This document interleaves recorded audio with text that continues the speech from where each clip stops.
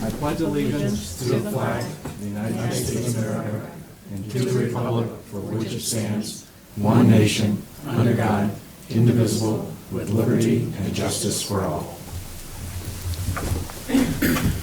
All right, we'll start with public audience, and as you come up, we just ask that you give your name and address, and that individuals are limited to 5 minutes. After 4.5 minutes, I'll let people know that they're coming up on 5. Who would like to go first? Joan?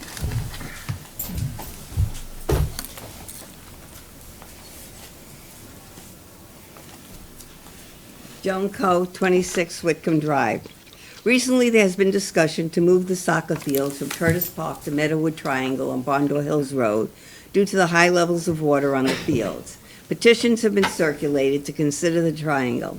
However, in 2007, as a result of extensive negotiations with Riverbend Associates, the town acquired the triangle with conservation restrictions that would restrict the use of the property. It would be used for agricultural and farming use, which is restricted to floral and vegetable farming. The use of temporary stand not larger than 600 square feet for the sale of produce produced on the premises. Non-paved parking is permissible. However, this might affect the aquifer in the area, which has a history of contamination. There are testing sites on the property. According to the deed number 7, there shall be no storage or placement of any equipment, natural or man-made materials or substances upon the premises other than such materials reasonably necessary for authorized agriculture and farming uses, or the establishment of active recreational facilities limited to playing fields and passive recreation facilities such as walking trails and picnic areas, including no more than 6 porta potties and an appropriate number of refuse containers. These requirements were established prior to the town's rules eliminating trash containers. The soccer groups on Curtis Park use temporary lighting in the fields late in the season that remain in the field for the duration of the season. The Recreation Department has a facility management study which should be completed before more fields are expanded and the costs associated with these projects. The Conservation Commission should review all the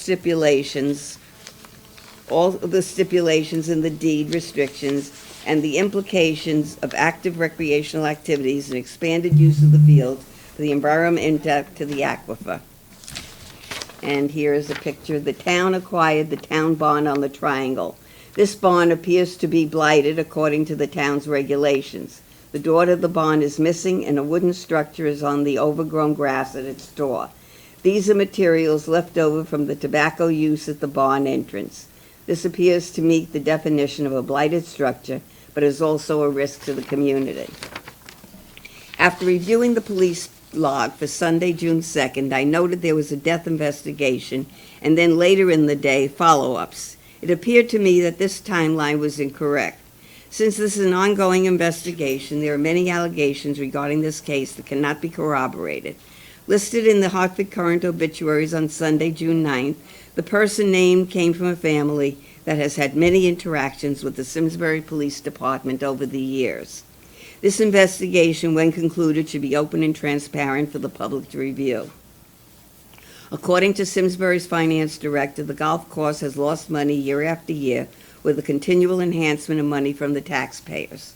Over the years, many towns realized that maintaining a golf course is extremely expensive to maintain and has contracted their golf courses to specialized companies such as the Billy Casper Group, Arnold Palmer, Troon Golf, and others.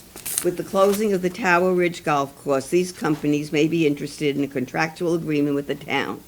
Since they have the ability of mass purchasing power and expertise, the town could reduce the cost of the golf course and reduce the taxes for Simsbury taxpayers. The Simsbury Farms feasibility study should include contracting out the golf course. The contract between the town and Simsbury Meadows Performing Arts, PAC, requires the PAC to submit an audit report that identifies their profits and losses. This report has not been submitted for review. Recently, the Hartford Current has published full-page ads from the Juul company that manufactures and distributes e-cigarettes and are owned by the cigarette companies.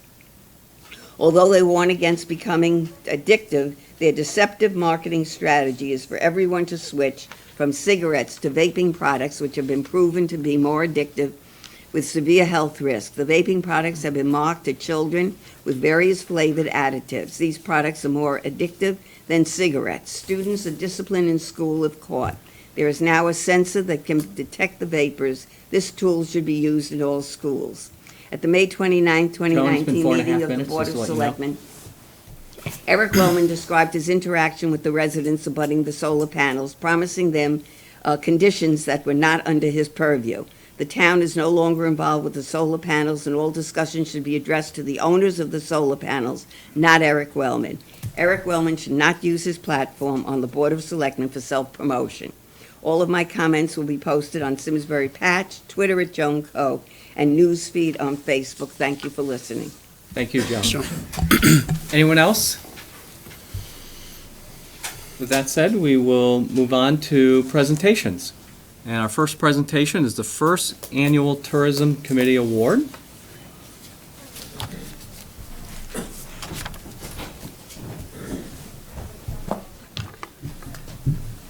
So, my name is Dominique Avery.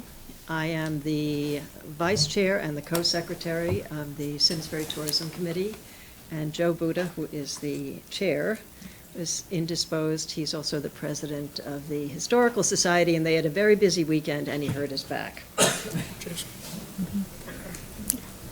Simsbury's Tourism Committee was created in 1994, but never in its entire 25-year history has it given out an award.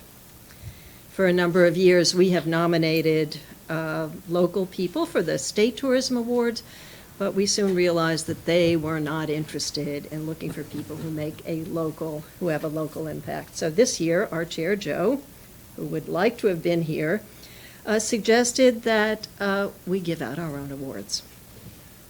I have to say there was general agreement around the table of the entire tourism committee that this was a great idea, and without even discussing it, we knew exactly this year who should receive the award. We didn't need to even discuss it. And so we are giving out the first tourism award to the two people who were behind bringing the 32 life-sized Seward Johnson sculptures to create the art trail last summer. Ferg Jansen, who is an all-around volunteer for so many groups, I can't even begin to list them all. He had the idea to bring the Seward Johnson sculptures to town, and he also had to convince everyone that it was a good idea. And I have to say, confess that I was a little skeptical. Lisa Gray, the executive director of the Chamber of Commerce, who with the Chamber and Ferg did all the hard work to actually make this amazing event happen. There are always a lot of good ideas in life, but it's a lot of work to bring them to fruition, and Ferg and Lisa made it happen. We don't have a lot of hard stats about what impact it actually had. We know that 18,000 art trail maps were printed and given out, and we know, excuse, how many? 30,000. 30,000. Oh, okay, I got the wrong information. Thank you, that's even more. And we know that the art trail website had 100,000 views from at least 12,000 people. But we don't really need statistics to know what happened, because we all saw it. We saw people coming up and down our main streets, stopping, taking pictures. It was an amazing event.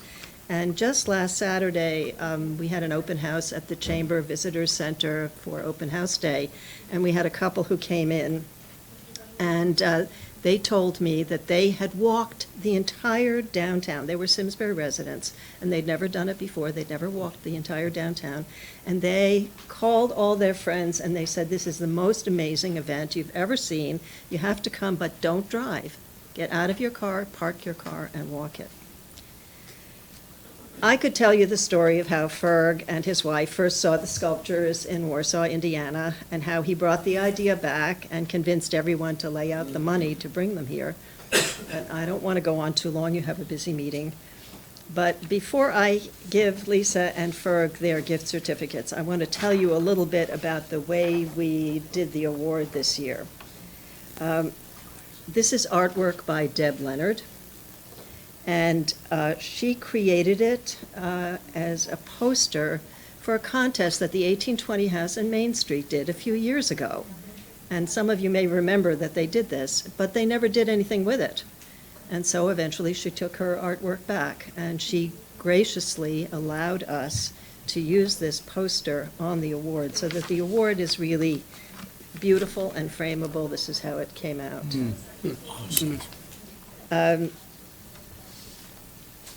The Tourism Committee and town residents have seen so many people in town work to make our town a destination by creating the Flower Bridge, the bike trail, the free bikes, saving open space, saving our farms.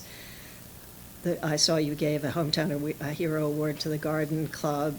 They do amazing things.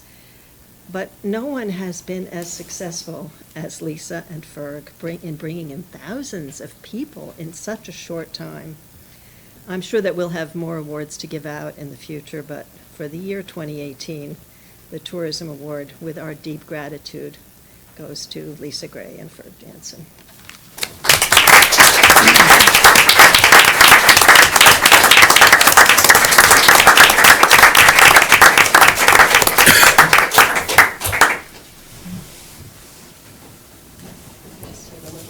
Beautiful. Well done. That is Great really, piece. it's Yeah. terrific. Another? Sure. It's one thing to have an idea. Here, Please. go ahead, Ferg. Don't be shy. Thank you to SCTV for being here and taping this so more people get to see it. Be brief, be gone. I just think, it's one thing to have an idea, and there are a lot of skeptics, as Mike Payne pointed out earlier, but Lisa's hard work and people like Paul Berg and Bill Cox, who kept those 32 brochures full from May 15th till the end of October, and the Payne's Gerard for putting them in place carefully and getting them all back without having anything. It was a great thing. The chamber board said, yeah, you can do it, Lisa, as long as it doesn't cost a dime. It's not a fundraiser. So we raised $92,000. We made $300, okay? And that's going to go toward the sculptures in 2020. I knew we do it again for the 350th, but there's a lot of people, and Simsbury Bank for putting money in the pot to start it, and it was just, but Lisa was the workhorse because it was a very complicated and detail-oriented thing, so, to her, so, anyway. Thank you, Lisa. And thank you. And thank you, Tourism Committee. Let's get a photo. Oh, come on. Please.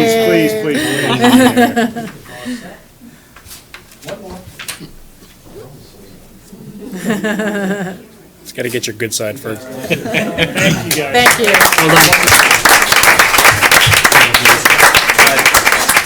Again, Dominique, thank you very much. And to people who are watching that award, think of the coincidence of both Lisa and Ferg receiving this award from the Tourism Committee on the same evening that they won the Hometown Hero Award. Ferg actually won it tonight for the second time. And a little bit over a week ago, Ferg was also awarded by the Chamber of Commerce Business Person of the Year. So Lisa and Ferg, you guys are on a roll. Congratulations and thank you. Inspiration. Yep. Thank you. Our next agenda item is the 5-year strategic plan overview by the Farmington Valley Health District. And at the end of 2018, they developed a 5-year strategic plan to improve and expand the district's community health efforts, pursue national accreditation, and align its services to meet the 10 statutorily required mandates for local health departments according to Section 19A, 207A of the Connecticut General Statutes. And Maria, I don't know if you want to set this up a little bit more. Sure. So some of you may recall that during budget season, we had some questions about the strategic plan that the health district recently underwent.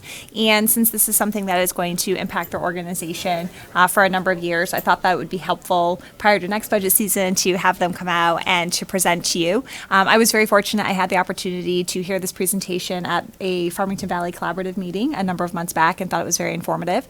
So looking forward to what they're going to present to us this evening. This really does impact Simsbury. We are the largest member town in the district, so this does have a budgetary impact for us moving forward. And again, we're just really thankful to the folks from the Health District for being here tonight to provide us with this overview. Thank you.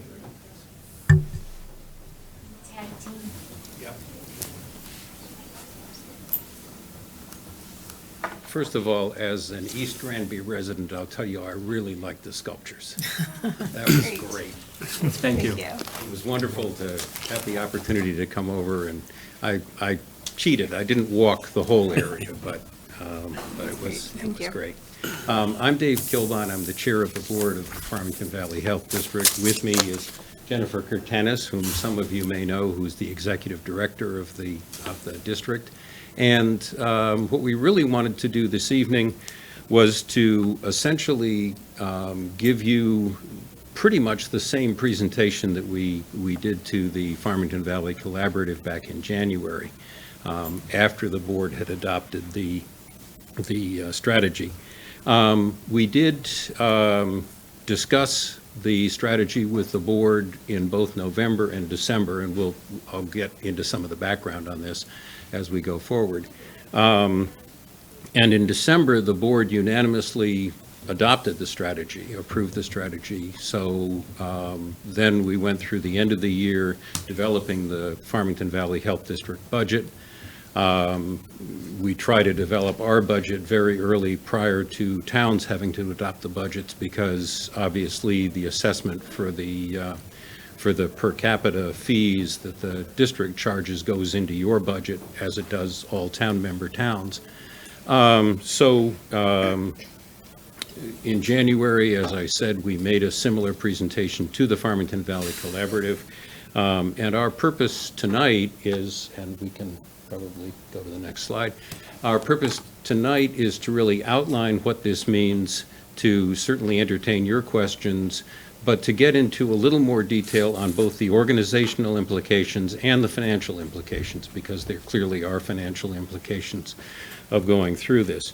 I think we have begun, because we have the board's adoption of the strategy, we have begun. So the fiscal 20 per capita fees reflect the fact that we're entering actually the second year of the strategy, because we did some things in fiscal 19 that related to this. And so we are underway at this point. If you want to go to the next, there we are.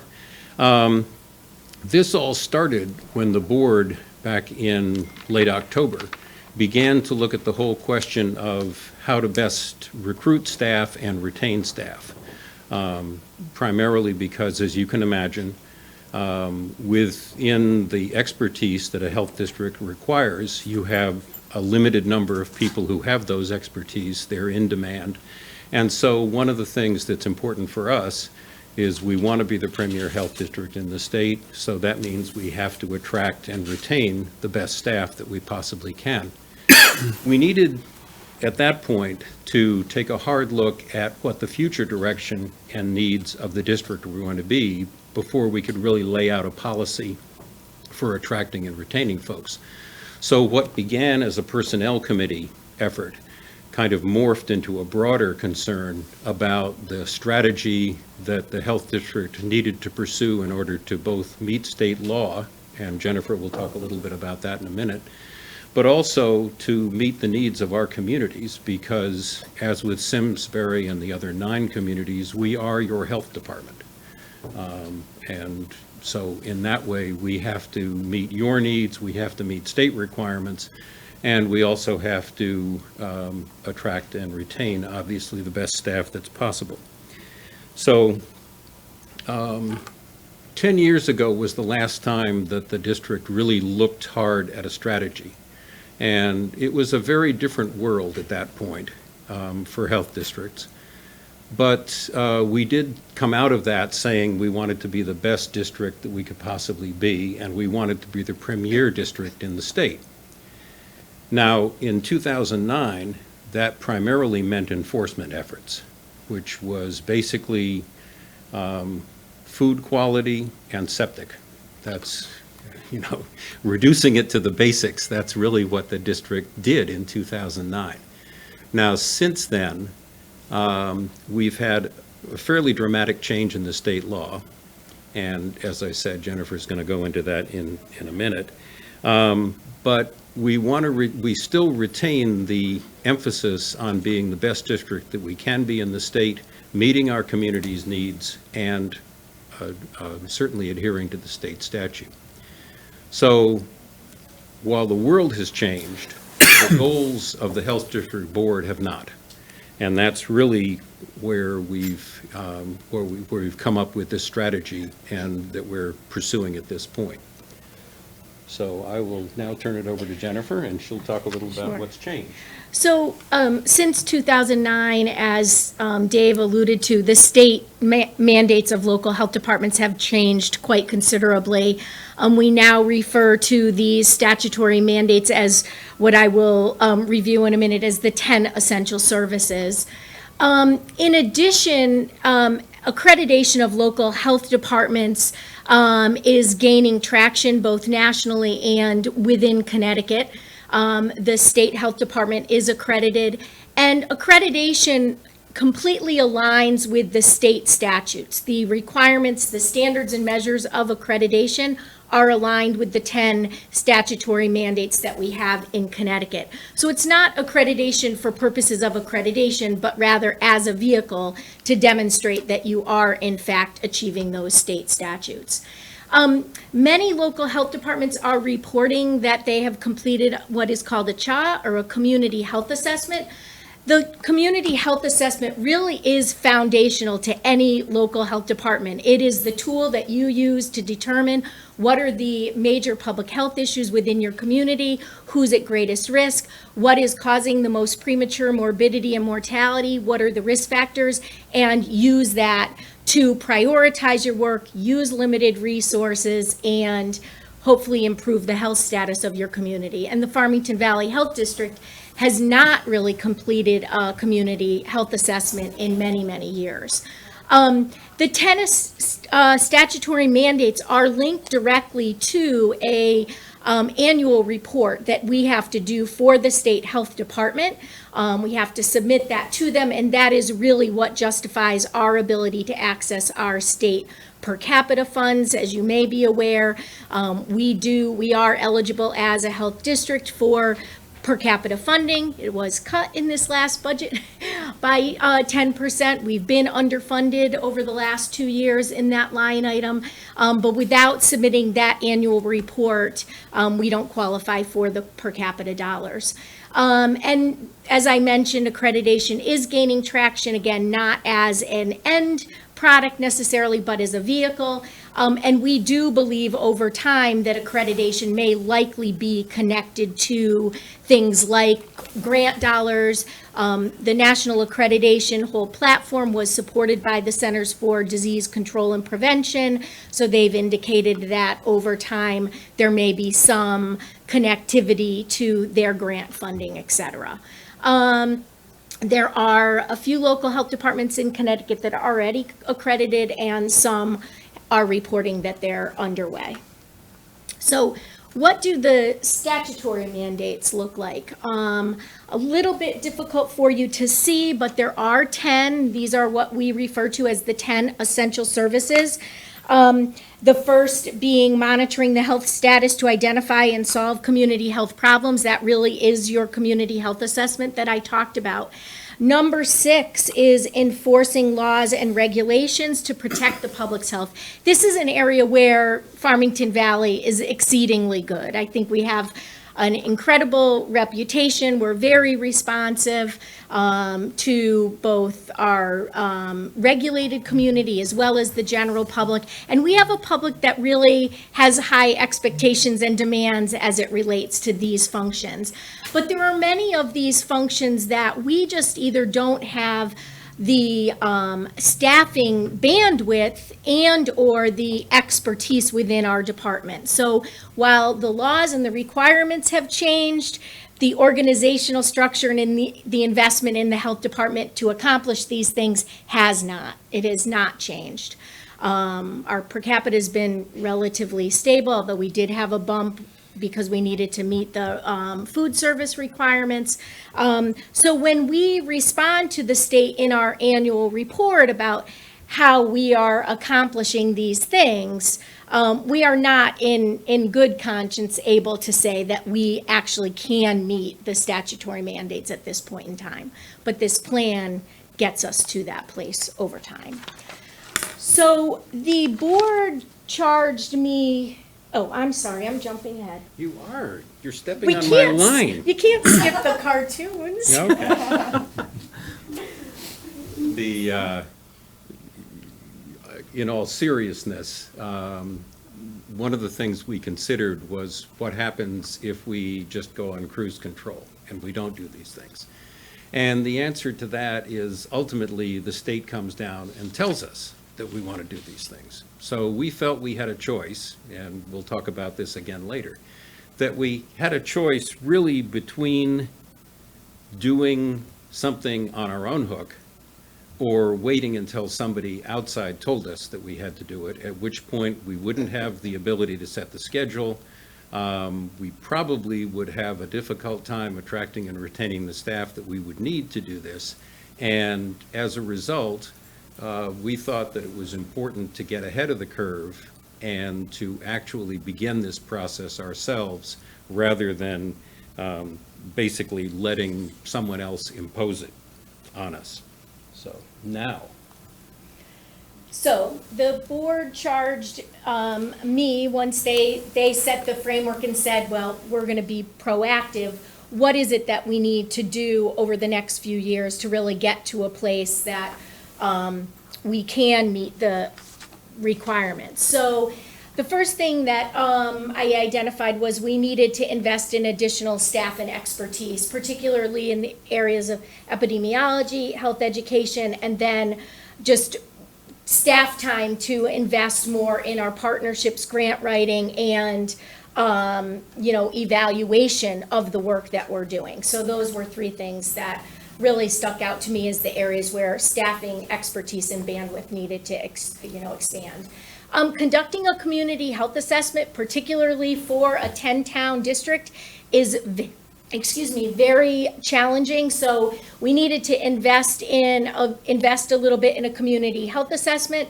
The board introduced that first investment in this current fiscal year with $10,000 and $10,000 next year to help with some consultants. So a total of $20,000 to help us with data gathering, data collection, data analysis, et cetera. Longer term, we'll need to invest in a community health improvement plan. You don't just develop the community health assessment and say, hey, here we go. You work with your community partners and decide how are we going to prioritize, what assets, resources do we have within our community to really advance some improvements in priority areas. And then we need to increase investment in, our accreditation pursuits to some extent, just to use that framework to ensure that we're moving forward on accomplishing the 10 essential services. So one of the things that I really wanted to emphasize is, this is grounded in many, many years nationally. I'm very active nationally in public health as well, kind of the framework of what is it, the core functions of public health. And that the inner triangles, if you will, are really the 10 essential services of public health. And the science has indicated that when you have health departments, either at the state or at the local level, that have the capacity to do these things, you are much more likely to see improvements in health status in the communities in which those health departments function. So it's really based on public health systems and services research, which is looking at the structure, the governance, and the financing of public health. And then, of course, we like to ground all of our work in, research and assessment, et cetera. I raise this, it's a busy slide, but those inner triangles, those 10 essential services are our statutory mandates, but they're also what are the requirements of accreditation. So there's, nothing additional really. So the board then challenged me to say, well, if we're going to do this, what is it that we're going to need to look like in 2022? And I know this is a hard slide for you to read, but it's the FVHD kind of goal org chart. The green boxes represent the existing staff that we have now.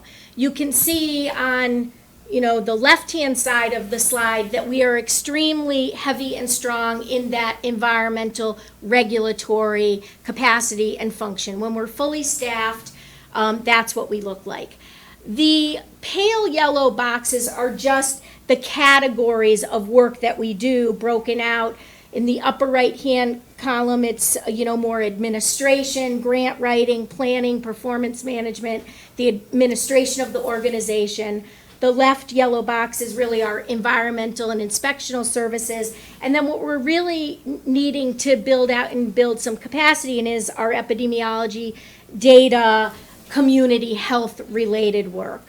The blue boxes represent contractual services that we currently have. So we contract for a bookkeeper, for instance, a medical director, which we're required to have. And then we have an emergency preparedness grant, and we contract with another neighboring health department. We share an emergency preparedness coordinator. The pink positions are proposed new. But they're not included in our 5-year plan. That would be if we could. But perhaps we look for that skill set in some of the other positions we might fill. So really over the next 5 years, it's really only 2 positions over 5 years that we're looking to increase. And that includes a part-time, not even 2 full-time equivalents, but assistant director and a part-time epidemiologist. And again, this was the ideal, what we thought we needed to look like in 2022 to achieve the statutory mandates. Before you go on, for those of you who are looking at this on the screen, the boxes in the lower right-hand side are explanation of what the colors mean. So they're not additional positions. Just wanted to clarify that. You'll notice, by the way, that Jennifer gets the colorful screens, and I get to talk about money. So we'll move on. This one's my favorite. Well, you could have put it in blue. Or green. Green, I meant. Green, yes, okay. So we have finished fiscal 19, or we will have finished fiscal 19 at the end of this month.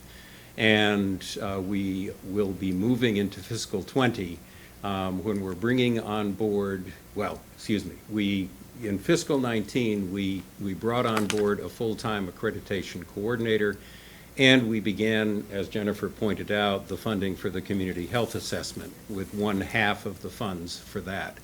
In fiscal 20, we'll bring on the part-time epidemiologist, easy for you to say, epidemiologist, and we will have the second slug of funding for the community health assessment, which is really precedent to doing all of the other work that we're going to be embarking on at this point. And the board has approved the funding, the per capita charge that you see up there of $605, and that was approved, I think in February. Yeah, when the board did that. These are, if you look at the assumptions under those, and I'm not going to belabor them, they are basically, this is a worst-case scenario in terms of the per capita fee ranges, because it's based on essentially having a stable population, which we have not had, obviously, from year to year. And it's anticipating that there will be neither an increase nor a decrease in the state per capita, which may not make it the worst-case scenario, because you never know what the state is going to wind up with in their budget. But it moves us to where we believe we need to be in fiscal 23 at the end of this period. So in terms of how that relates to other health districts, this is the fiscal 19 per capita rates among the health districts across the state. And you'll see that we are the light green. We did use green this time, the light green. So we are the 5th least expensive on a per capita basis among the health districts in the state. The average among the state is $8.36 per capita. We are, as we head into the next fiscal year, we'll be at $6.05. And so we can go on to the next. And this is where we would end up. Now, this is a slightly deceptive slide in the sense that every other health district other than Farmington Valley, what we've pegged to is the fiscal 19 per capitas, because obviously we don't know where they're going to wind up in fiscal 22 or fiscal 23. But if they remained flat, we would wind up basically in the middle of the pack, and we would still be below the average per capita among all the health districts in the state. But as I said, this is a somewhat misleading slide because it moves us up to fiscal 23. It leaves everybody else in fiscal 19. So for what that's worth. Okay, so then we can go on. And to sum this all up, our last strategic plan was 10 years old. It was in a very different environment. The regulatory environment and demands have changed, basically have broadened to the point where health districts and health departments are now responsible for monitoring community health as opposed to simply enforcing state regulations for food and septic systems. The Department of Health is encouraging, and I've put that in quotes on this slide because today it's encouragement. Who knows when it's going to be a requirement? But they're encouraging accreditation to meet the statutory demands. And again, while we talk about accreditation, accreditation is simply certification that you have met the state requirements. And so we pursue accreditation basically to certify that we are meeting what the state requires us in the current law. We can't clearly meet these requirements without an organizational change, which includes an increase in staffing. That results in an increase in per capita charges among the member towns. Actually, we started in fiscal 19, but certainly you see the progression starting in fiscal 20. And even after we get done with this in fiscal 23, we will still be below the average for fiscal 19 among all of the health districts in the state. Okay, and as I said earlier, we were faced with a choice. We could either do this ourselves or have somebody else do it to us. We chose to do it ourselves, and we felt that that gave us the best options. And we've chosen to meet statutory requirements, to meet our fiduciary requirements to the communities that are members of our district. We're going to have greater accountability because we will be able to hit all of those 10 requirements in the statute. We believe that we're going to have greater access to grant funding because we expect that if accreditation is not a requirement of grants, that at least it will be a certification that we are in the pool of the more accomplished districts. We want to better align our resources to the strategic objectives that we've outlined. And one of the parts of accreditation, and certainly in any organization that has either accreditation or ISO certification if you're in a business, things like that, one of the requirements is the continuous monitoring and continuous improvement that goes with that. So we expect that that's going to be a product of the elements of this. And it's also going to make the Farmington Valley Health District a more attractive place for qualified professionals to work. And that kind of brings us back to the whole genesis of this coming out of the Personnel Committee on the Health District. So, okay.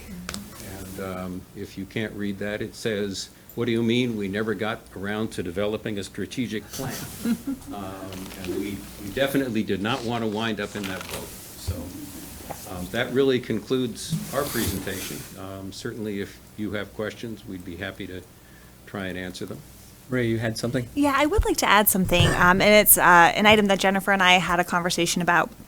But the point that they made early in the presentation about the difficulty with recruiting and retaining health district employees, it's a very real problem right now. I had shared with Jennifer and my role as the assistant manager at Mansfield, I was also responsible under our shared services model for providing all the HR services to the health district there.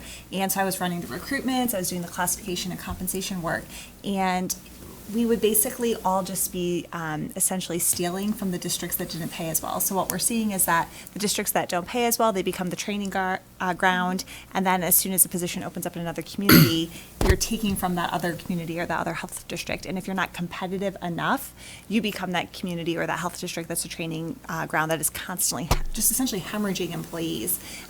There's a shortage of folks in Connecticut who are doing this work, who are certified. The requirements to become certified in Connecticut, particularly as a registered sanitarian, are incredibly difficult. It's very difficult to have the amount of experience and meet those credentials. So it's just a very real problem. And so I had talked with Jennifer and I said, as part of the strategic plan, do the funding increases account for ensuring that our classification of folks is in a place where we will be competitive? And I was very glad to hear that that was part of this planning process, was to ensure that there would be classification adjustments where needed to positions to ensure that they were at least maintaining a competitive salary. Yeah, thank you for that. Other questions for Dave and Jennifer? Go ahead. Ultimately, it's the taxpayers who are going to pay this increase, and I'm wondering if you can give us some examples of what they are going to see as improvements as you all, go through putting this plan into motion. What is the taxpayer going to see? Yeah. I understand what your administrative thing is going to see, but. No, I think that that's a great question. So the challenges of public health today are in an aging population. We've got more aging population living independently at home. We've seen an increased demand in requests for support around chronic disease management programs, et cetera. And then, of course, disease prevention. There's still a huge amount that we need to be doing to deal with today's public health challenges. The opioid crisis, as an example, the vaping among the youth. We're just scratching the surface. Like, I don't have the bandwidth right now. I would love to be sitting at the table in every single community of care with our partners, engaging in what are the evidence-based practices around the prevention strategy. So we need to be doing more of that work, and I think this will allow us to be doing more of that work and doing it in a more purposeful way, because we also get, when it comes right down to it, everything becomes a public health issue. From the tall grass that's growing in a neighbor's yard, and believe me, we get them all, to the stagnant pool, et cetera. And those are fine, but a community health assessment is going to allow us to focus in on at least the public health issues that we know, looking at our communities, are presenting the most significant challenges.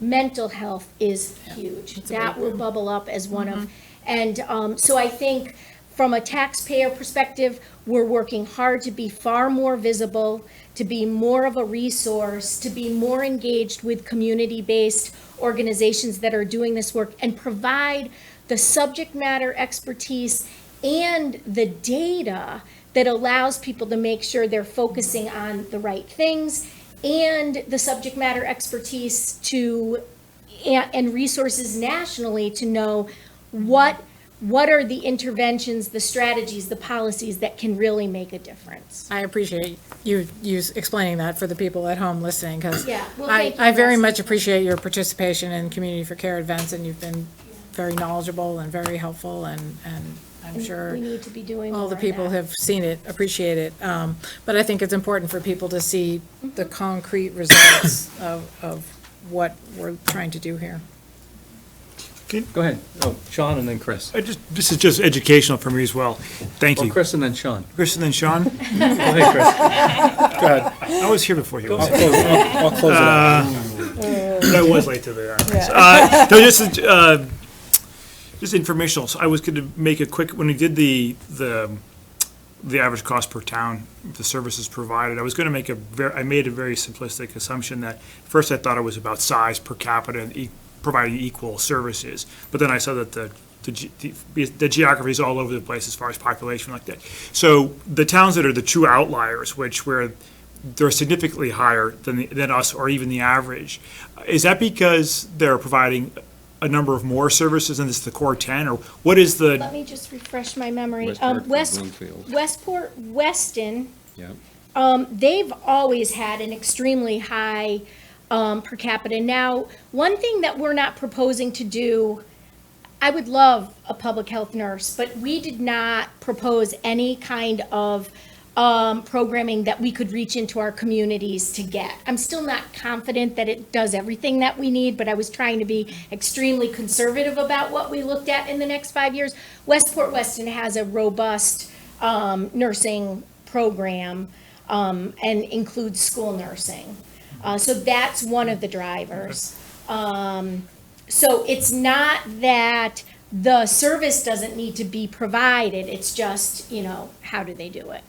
And how do we do it? I think one of the things that the board has been certainly very sensitive to is that while Jennifer's absolutely correct that we'd like to be providing a broad range of services, one of the things that we anticipate doing is really being the sort of the hub of a network of services that can be provided, whether it's directly by the health district or through some other entity. And where those entities exist and they are working well at this point, or maybe we can help them work better, but we certainly don't want to pay to replace them. What we want to do is find ways to network with them so that we're getting the ability to communicate across boundaries with them and use their services as they can use ours. Certainly, for example, when we do the community health assessment, as we get through that process, we anticipate we're going to be showing up areas of need that some other entity may be better positioned to deal with. And we're going to share those results with the network of folks that are providing those services, which is a long-winded way of saying what you were saying, isn't it? Go ahead, John. Go ahead, John. So I apologize for you having to come in tonight. I think it's my fault based on the budget hearing discussions. Hey, But we're your town health department. It's tough for a district because we're not embedded in the municipal structure of this building, so the opportunities that we have to come and talk to you are important. No, and I appreciate it, because every time I sit up here, I'm always educated by folks like yourselves of what actually goes on, what's the money going to. Because we look at numbers, and I look at a 42% cumulative increase over 5 years, and I go, well, we don't get fired if we passed a 42% increase in our budget.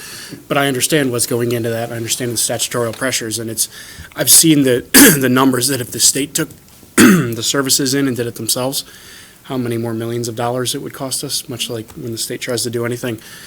What can we do to help? Because, from a state level, they continue to pass unfunded mandates upon you, upon us, upon, other places. MS4 is my other favorite one, and other things where, what can we do to help that? Because, again, the bozos in Hartford just pass things and don't fund them and don't actually think about the implications. Well, the two specific things. One, we've never had good success in engaging and I put this on us, me and my professional organization, the Connecticut Association of Directors of Health. We've never had good luck in really, getting our municipal officials to champion the public health per capita line item because it's so small. It's like $4 million statewide is what the state invests in local public health. It's been level or it's been reduced for, forever, dating back to probably when they first established districts in the 1960s. It's pitiful the amount of money that they contribute to the work. And you're right, the statutory requirements continue to change. I mean, the 10 outline the structure, the capacities, the capabilities we need to do the work, but every year it's, well, now you're going to follow up on lead cases at a lower level. You're going to be helping enforce the International Property Maintenance Code, on and on and on. So, one, helping us advocate for the per capita funding and increases in the per capita funding, as well as me probably communicating a little bit better with some of you to advocate against, there are good state policies that we support, Tobacco 21 being a huge one, and fortunately that went, but the unfunded mandates, I think I can communicate a little bit better and maybe get your support with respect to those things. And again, I'm not arguing with them. I mean, they're all noble mandates, but Yeah, again, we have much to like be with the school selective. system and things that we deal with on the public works side, I mean, each of those mandates comes with a cost for all of us, and someone's got to pay for it. And I find it just, I mean, it's not funny, but only $4 million is spent on public health. I mean, think about what we spend on nonsensical things at the state every day that have far more zeros in it than that. It's troubling. So I appreciate you coming in. Again, when you look at it and when we have to explain it in the budget, 16% increase, again, it certainly is an outlier, but the backup for it and the discussion is much appreciated, so thank you. Go ahead, Mike. Jennifer and David, thank you very much for coming in. Yep. It's also helped me to try to frame stuff in my mind. This morning, we had our juvenile review board, and we were talking about vaping and everything else. And there are, in my opinion, there are those within the state that believe by just raising the access point to 21 years old will make the problem go away. And I do not believe that to be factual, and I'll leave it at that. But I do know that we were talking about, this particular group has both town social services and school social services, and I think to the extent where we can also build off each other, work together, we don't all need to recreate the same thing. And I would envision that much of what you've done is we need to get a better bang for our buck as a town, as the health district, and where we can cooperate to do those kind of things, let's do it. And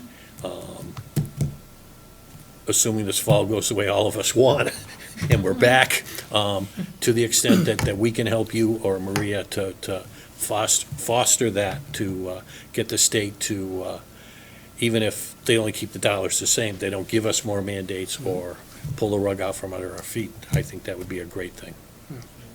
So Just thank one you. last request. Can you remind me not to lose my mind in February when it's a 10% increase? We tried to telegraph our punches. this morning before the meeting.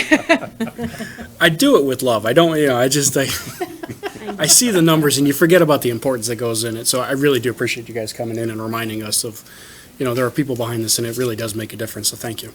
Well, Thank you. and we certainly are here, so, we'll try and keep the lines of communication open to the extent we can, but if we raise questions, please, either through Maria or directly, let us know, or through your board members. Yeah. And that's very important for us because we do want to stay in touch with our communities. Great. We appreciate that. Thank you very much. Thank you very much. Thank you, guys. All right. So we're on to the first Selectmen's report, followed by the town manager's report.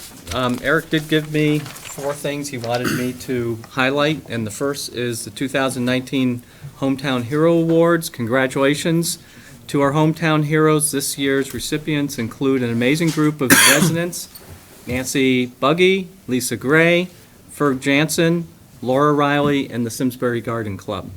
Each year, the town designates hometown heroes to recognize people and organizations who go above and beyond to give back to our community. The second update was related to the Tobacco Valley Solar. So construction is underway on the Tobacco Valley Solar development on the north side of town, off of Hoskins and County roads. Construction is expected to wrap up in mid-October. We recognize how disruptive the construction process is for residents who live in the area. One of the most important things we can do is keep the lines of communication open through the summer. Anyone with concerns can always reach out to Aaron Sledlow, and I don't know if I'm pronouncing that right, at aaron@nleservices.com. I assume on the town website, there also is a link to that. Individuals can also reach out to town staff, can also reach out to the first select person. We've been told that in the next 6 to 8 weeks will be the most disruptive from a noise standpoint due to the pounding of pilings into the soil. Toward the end of July, early August, the noise level is expected to be significantly reduced as the panels are installed on the stands. And at our May 29th Board of Selectmen meeting, Planning Director Mike Glidden and Town Engineer Jeff Shea shared a presentation on the Tobacco Valley Solar Project, and that presentation is available on the town website, which you can access. School news. On Monday, June 10th, a ceremony was held at Henry James Memorial School for a groundbreaking to kick off the school renovation and addition project. Student representatives joined public officials from the town and the Board of Education to kick off the school's $23.9 million project. And the Board of Education has engaged a consulting firm on a facilities master plan to develop a roadmap to address concerns around aging buildings and student capacity.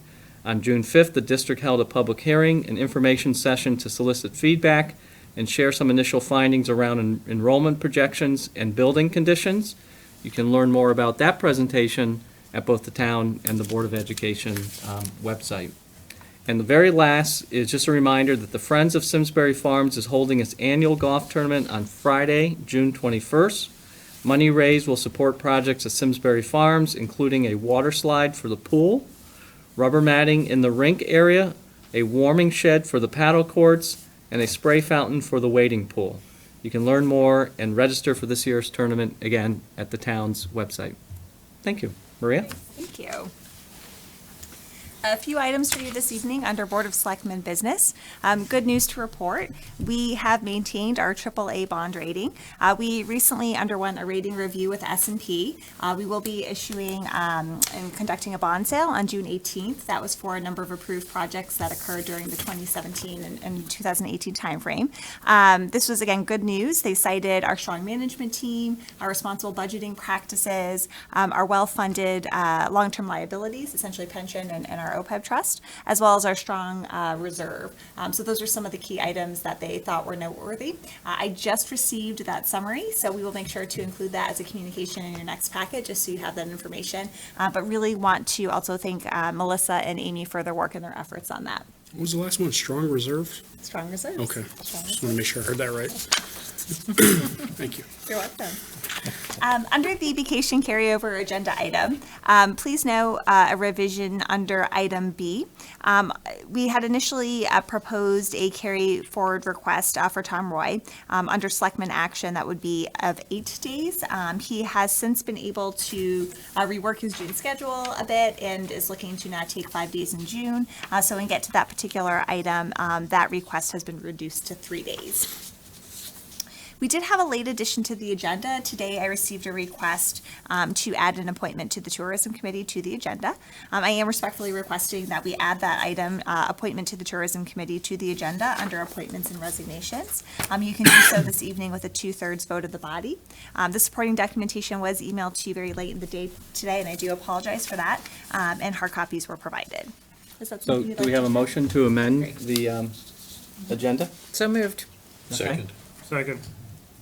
All those who approve, say aye. Aye. Any against? So carries. Thank you. Thank you.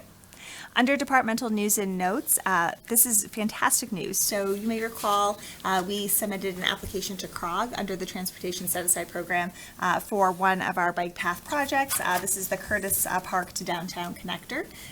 We were shortlisted. We have since been selected by CROG as one of the 3 priority projects that, should the federal funding become available, we would ultimately be the recipient of that. There is a process that has to work through. The federal funding is not yet in place, but we're essentially in the queue. This essentially, if awarded, would be about a $1.5 million grant for that project. So really exciting news for us. Really proud of the team for the work on this, and we continue to move forward in this process. From our library, some of you may recall that Library Director Lisa Cream was elected to be the president for the Connecticut Library Association, which is her professional association. That term begins on July 1st, and just want to wish Lisa well in her appointment this year. From our Public Works Department, wanted to report to you on our household hazardous waste collection that was held this past Saturday. We actually had over 560 vehicles that participated in that event, and over half of the participants were from Simsbury. So again, that event was really well attended, and our next collection will be in November. Lastly, for special events, we want to announce the kickoff for our summer intergenerational summer reading program. That event's going to be held on Monday, June 17th from 4 to 7 p.m. at the Simsbury Public Library. There's going to be free food, a music program, and a number of our partners, such as the Police Department, Culture Parks and Recreation, and others will be participating in that event as well, and we hope folks can join us for that. Thank you. Had me in free food. Free food, that's always nice. Thank you, Maria. So on to Selectmen Action A, tax refund requests. Do we have a motion effective June 10th, 2019 to approve the presented tax refunds in the amount of $1,035.62 and to authorize Town Manager Maria E. Capriola to execute the tax refunds? So moved. Second. All right, any conversation? All who approve, say aye. Aye. Any against, say nay. So carried. All right, we are on to Selectmen Action B, which is the vacation carryover request. And just trying to get to it on my agenda here, my very slow-moving computer. All right. So what we're going to need is, let me just set up the motion. We'll need a motion effective June 10th, 2019. Well, first of all, let me stop. Maria, do you want to speak to this first before a motion, or? Sure, I could tee this up. So under our current personnel rules and policies, if an employee is seeking more than 10 vacation days to carry forward, Board of Selectmen approval is required. I do have 2 employees noted who have small balances that they're seeking to carry forward. I do think that for legitimate business reasons, those individuals did have difficulty utilizing their earned time. We also require the employees to put a plan in place in terms of bringing down those balances. I also think one other important item to note, and I did this last year as well, is that for these days that are in excess of the 10, if you were to approve them, that if an employee were to leave for any reason, they retire, they resign from service, and they don't use that time off, that we will not pay them out for that time. That way we don't have essentially an unfunded liability associated with the time off. Right, and so your change earlier is Tom Roy's carryover is 3 days. Yes, right, instead of the requested Yep. 8 that was in the memo, that would become 3 days. Yep, okay. So with that said, I'm looking for a motion effective June 10th, 2019 to approve the vacation carryover requests as presented in the table and amended by discussion and requiring selectmen action. Further stipulate that the approved excess vacation days must be used on or before December 31st, 2019. Any unused approved excess vacation days still on the books as of January 1st, 2020 will be forfeited. Should the employee leave service for any reason, including but not limited to retirement or resignation, they will not be paid out for the approved unused excess vacation days authorized by the Board of Selectmen. So moved. Second. Any conversation? This is consistent with what we've done in the past, so I have no objection to this. Okay. Great. So all who approve, say aye. Aye. Aye. Any against? So carries. And we are on to the delegation of open space stewardship and land management duties. And again, Maria, is there anything you want to say to set this up, or? Sure. So if you'll recall, I believe it was in very early spring, late winter timeframe, The Open Space Committee had expressed an interest in having the stewardship of open space, the advisory duties around land management of open space transferred to them. Currently, those duties are with the Conservation Commission. From a staff perspective, we were supportive of the Open Space Committee's request. That particular group is actually a really nice representation of the key stakeholders who have a role in open space. So there's a member of the Board of Selectmen on that, which is Eric, a member from Planning, a member from Zoning, a member from the Culture, Parks, and Recreation Commission, and we also, member from Conservation Commission, and we have 3 community members who are essentially at-large members who just have a passion for open space or an interest in the topic. So again, we feel that's a good representation of the stakeholders. I think there's also some value in having one particular committee have sort of that open space, soup to nuts, start to finish set of duties and responsibilities. So again, I think staff was quite supportive of that request. Right now, in some instances, we're duplicating or even triplicating open space efforts with a number of different committees having sort of a hand in this. And then also with the Conservation Commission having their regulatory function in regards to wetlands, they already have a pretty full plate. So if you'll recall, you had referred this this request of the Open Space Committee to Conservation for some feedback. They met and discussed it over a number of meetings. Their response is attached for you. And at this point, the board could do one of 2 things. I would suggest that you either accept the Open Space Committee's request or deny it. Right, so questions, comments? I am the liaison to the various land use commissions, not the Open Space Committee, but I'm actually in favor of option A. I've thought a lot about this. I formerly was on the Planning Commission. I feel really strongly what we've really done. Conservation is still involved in the Open Space Committee, but we've actually opened it up to other people. And I personally think that's a good thing to do. I agree. I think the charter clearly anticipated that we would develop the Open Space Committee to assume the management duties of open space. I mean, it seems pretty clear from the duties that we have given them. And the fact that it will be more efficient with regard to staff time and clerical work, I think is a bonus. I mean, it's not the only reason, but I think consolidating those responsibilities into one commission makes the most sense. Other comments, Sean?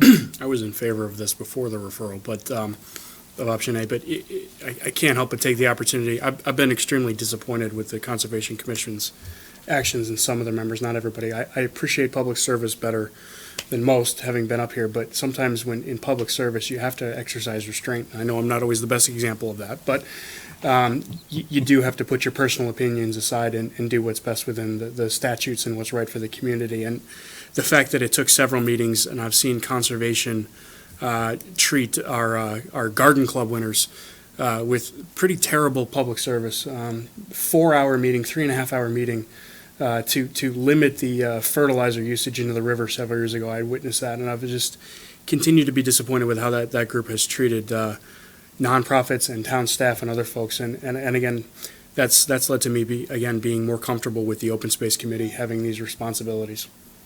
Okay. So. Other comments? There's no, pardon me, there's nobody from the Conservation Commission here tonight, correct? Okay, I hope not, because I just lit them up. Yeah, no, but if you, I'm confused by the letter that they sent us, just reading the record, the letter they sent us, with their thoughts on this, this possible change. And it says, the Conservation Commission has a proper role in advising the town about open space and other land matters, but neither it nor any other commission, board, or committee is a logical place to lodge the executive function of land stewardship. So then I don't know who does it. Yeah, who does that? And if it falls upon us, then we're, as far as I'm concerned, the least knowledgeable and appropriate board to do it, and it falls clearly in the Open Space Commission's purview and expertise. Sure, that's a great point. As we were working through the response, I don't think that when the Open Space Committee was discussing taking on this role, that they had envisioned such a literal, that they would actually be, managing people, managing resources.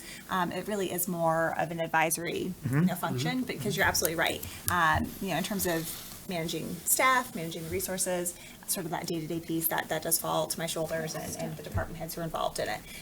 But again, these groups can provide a really important advisory, I think. Keyword. Capacity.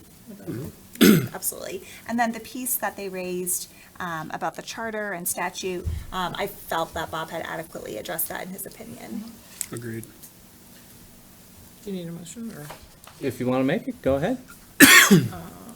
I'll make it and you can, go ahead? all right. So I need a motion effective June 10th, 2019 to delegate advisory duties related to the supervision and management of open space, including but not limited to stewardship and land management, to the Open Space Committee, and to rescind those responsibilities from the Conservation Commission.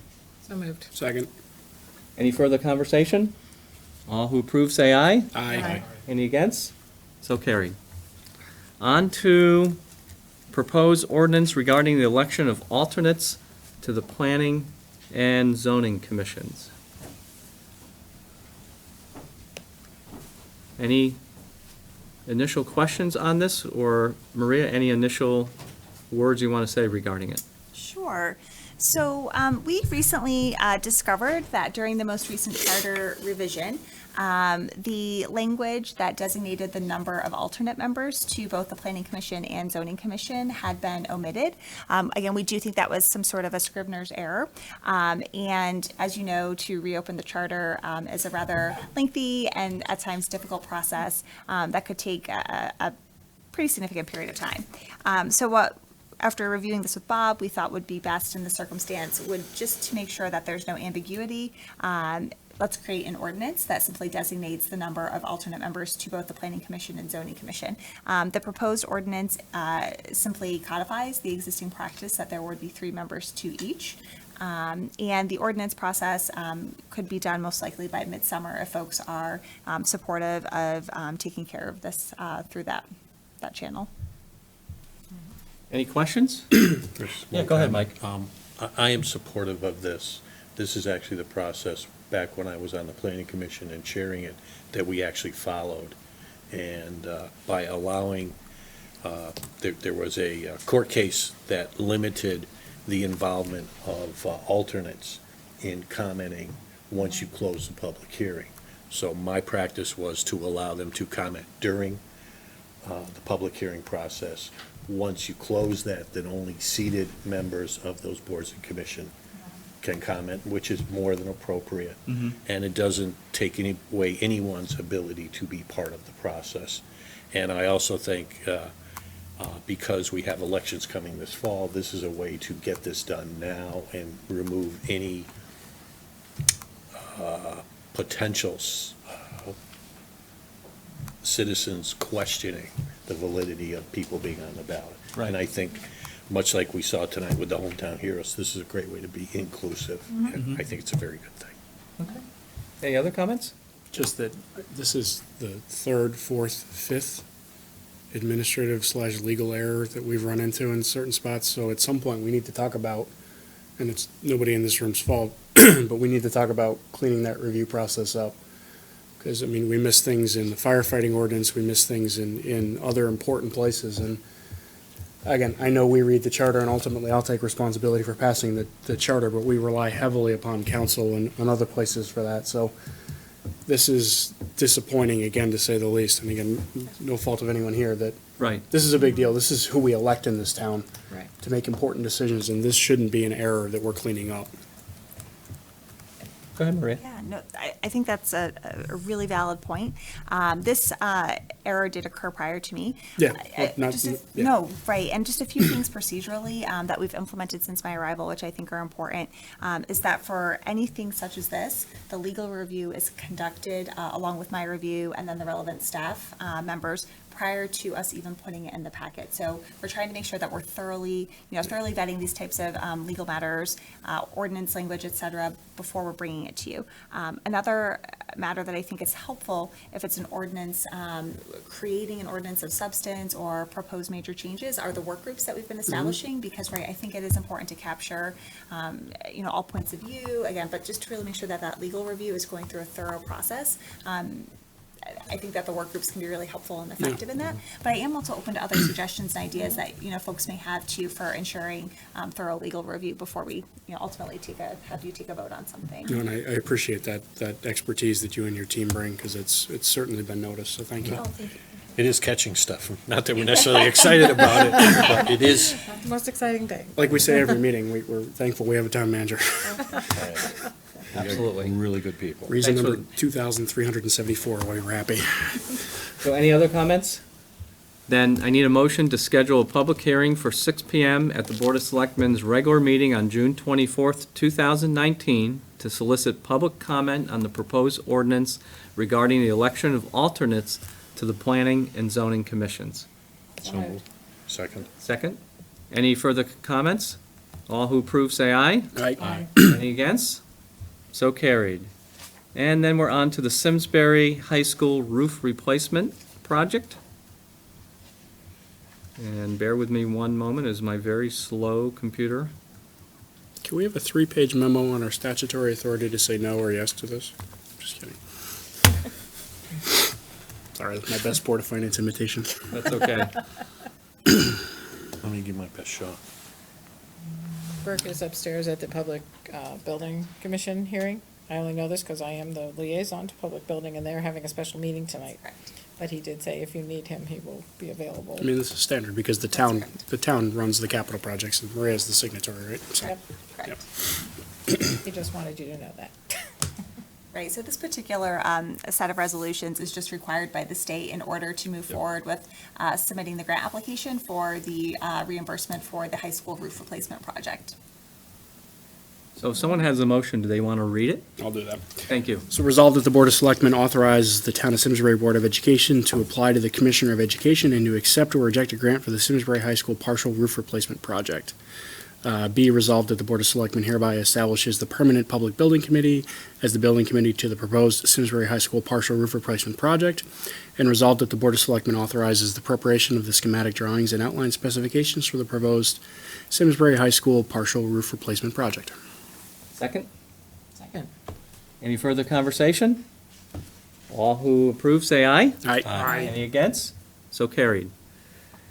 Appointments and resignation. I need a motion for the resignation of Brian, to move, effective June 10th, 2019, to accept the resignation of Brian Doonan as a regular member of the Simsbury Housing Authority, retroactive to May 28th, 2019. So moved, with our thanks. Second. Any further comment? All who approve, say aye. Aye. Aye. Any against? So carried. Now we're on to the amended agenda item B. And I don't have, Here you go. here we go. Thank you. Paper? Yep. You need it? Got it. I Yep. So I need a motion effective June 10th, 2019, to appoint Sarah Suma to the Tourism Committee with a term to expire on December 2nd, 2019. So moved. Second? All who approve, say aye. Aye. Any against? So carried. Thank you. Thank you for putting that on. Was there a second one? Is there another one, I don't know. I Maria? didn't see that back. Is there a second person? to- That's just one. Okay, Just all one. right, Okay. sorry, I imagined it, yep. All right, so with that said, we have review of the minutes. Did anyone have any comments or recommended changes to the minutes? I did not. Going once, going twice, gone. Any selectmen liaison and/or subcommittee reports? Just one quick one. We have a public safety meeting on Thursday morning at 7 a.m. and making sure that the public knows we have that meeting. It is open to the public. There is public audience. We will be discussing bears. So if, next Thursday, excuse me, the 20th, right? The 20th, excuse me, 20th. It'll be in this room, and bears will be on the agenda there, as per the First Selectmen's request. So we'll be talking with the chief and seeing. Bears will be in the room? It could be.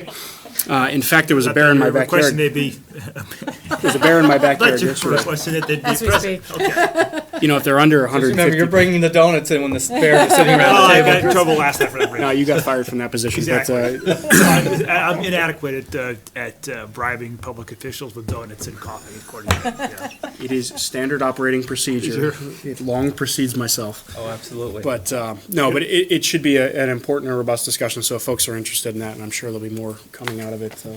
There's also typically the Traffic Advisory Committee updates as well, so if folks are interested in those updates, we'd be happy to share. Thank you, Sean. Thank you. Any comment on the one communication we have?